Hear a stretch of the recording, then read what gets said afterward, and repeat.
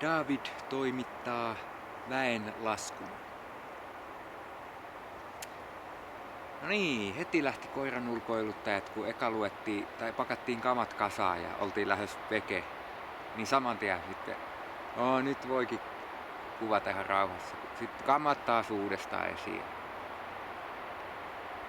No, tehdään sitten vaikeamman kautta, niin kuin aina. Saatana nousi Israelia vastaan ja viekkoitteli Daavidin toimittamaan Israelissa väenlaskun.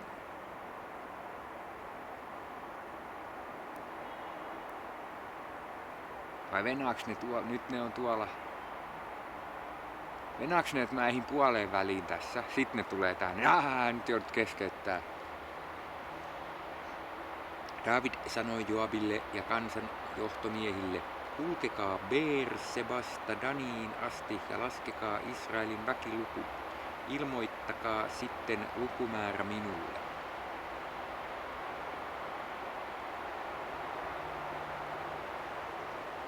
Joab vastasi, vaikka Herra lisäisi kansansa 100-kertaiseksi, olisivathan kaikki silti sinun palvelijoitasi, Herrani ja kuninkaani.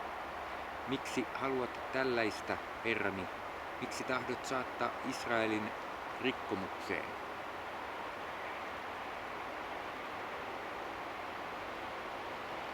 Kuningas pysyi kuitenkin määräyksessään, jonka oli Joabille antanut. Joab lähti matkaan ja kulki läpi koko Israelin alueen. Palattuaan Jerusalemiin hän ilmoitti Daavidille väenlaskun tuloksen. Israelissa oli asekuntoisia miehiä 1 100 000 ja Juudassa 470 000.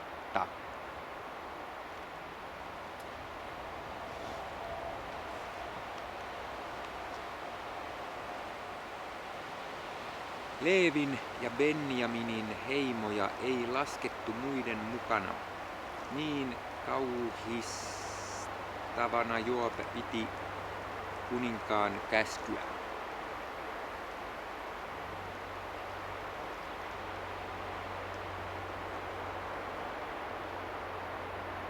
Jumala piti pahana sitä, mitä Daavid oli tehnyt, ja päätti rangaista Israelia.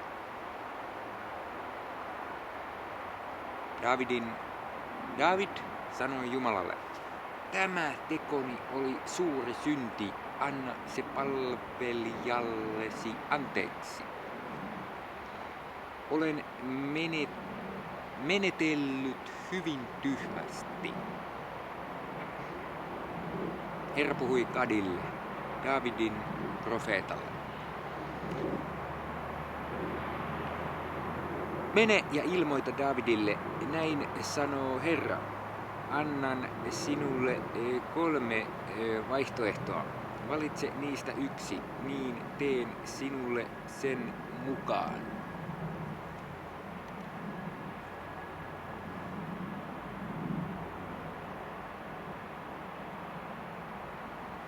Gad meni Daavidin luo ja sanoi, Herra sanoo näin, saat valita.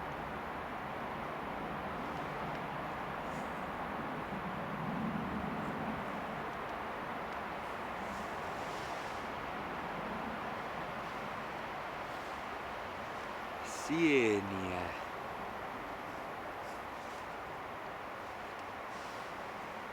Ei syödä nyt sieniä tällä kertaa. Tahdotko, että tulee 3 nälkävuotta? Vai pakennetko mieluummin 3 kuukauden ajan ahdistajiasi vihollisen miekka kintereilläsi? Vai päästätkö maahan 3 päiväksi Herran miekan ruton niin, että Herran enkeli tuottaa tuhoa koko Israelin alueella? Mieti nyt ja sano, mitä minun on vastattava hänelle, joka minut lähetti. David vastasi Gadille, mikä kauhea valinta, mutta mutta parasta on jättäytyä Herran käsiin, sillä hänen laupeutensa on suuri. Ihmisten käsiin en tahdo jättäytyä. Niin Herra päästi Israeliin ruton ja kansaa kuoli 70 000 henkeä.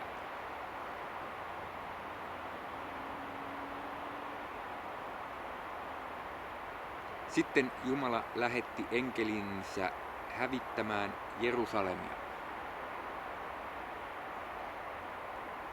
Mutta juuri kun enkeli oli aloittamassa hävitystä, Herra käänsi katseensa Jerusalemiin ja katui tätä onnettomuutta.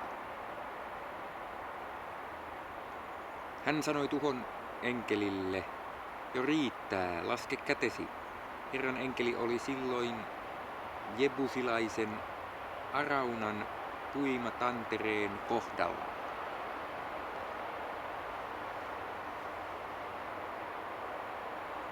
Kun Daavid nosti katseensa, hän näki Herran enkelin seisovan maan ja taivaan välillä, kädessään paljastettu miekka, joka osoitti kohti Jerusalemia. Silloin Daavid ja kansan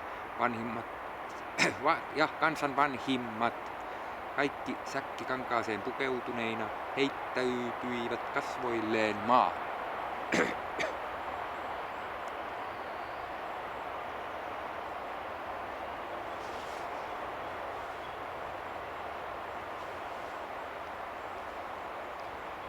Siistin näköinen metsä tällainen.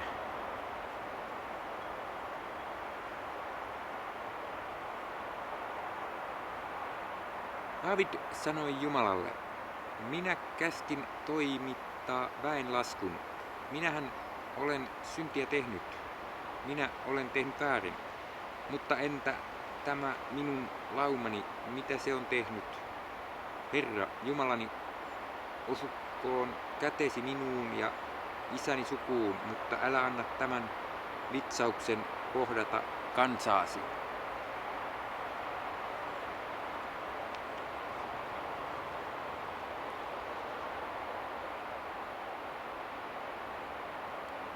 Silloin Herran enkeli käski Gadin sanoa Daavidille, että hänen oli mentävä pystyttämään alttari jebusilaisen Araunan puimatantereelle.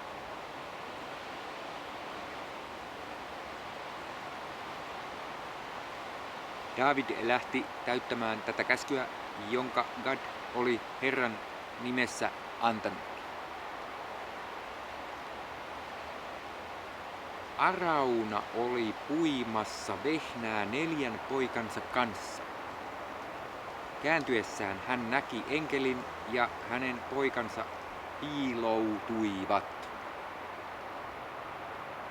Sitten Arauna huomasi Daavidin, joka oli tulossa häntä kohti. Arauna lähti puimatantereelta Daavidia vastaan ja heittäytyi maahan hänen eteensä. Daavid sanoi hänelle, anna minulle puimatantereesi, myy se minulle täydestä hinnasta. Rakennan siihen alttarin Herralle, jotta kansa vapautuisi vitsauksesta. Arauna vastasi, Herrani ja kuninkaani, ota se ja tee niin kuin parhaaksi näet. Minä annan myös härkiä polttouhriksi, puimarekiä polttopuiksi ja vehnää ruokauhriksi. Tämän kaiken saat minulta lahjaksi. Mutta kuningas Daavid sanoi, ei, minä ostan kaiken täydestä hinnasta. En voi antaa Herralle sellaista, mikä on sinun omaasi. En voi uhrata ilmaista uhria.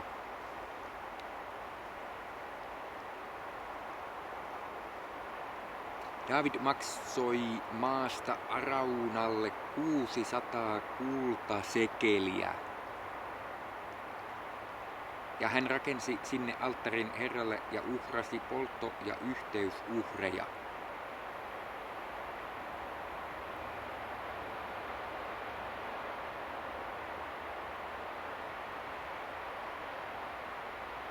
Kun hän rukoili Herraa, Herra vastasi antamalla tulen iskeä taivaasta polttouhri alttarille.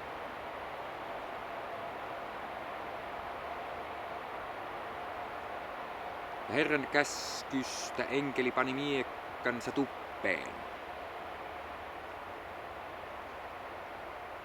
Kun Daavid näki, että Herra vastasi hänelle jebusilaisen Araunan puimatantereella, hän alkoi uhrata siellä. Herran pyhäkköteltta, jonka Mooses oli tehnyt autiomaassa, ja polttouhrialttari olivat tuohon aikaan Gibeonin pyhäkkökukkulalla. Mutta Daavid ei uskaltanut mennä sinne kysymään neuvoa Herralta, sillä hän oli pahoin pelästynyt Herran enkelin miekkaa. Noin.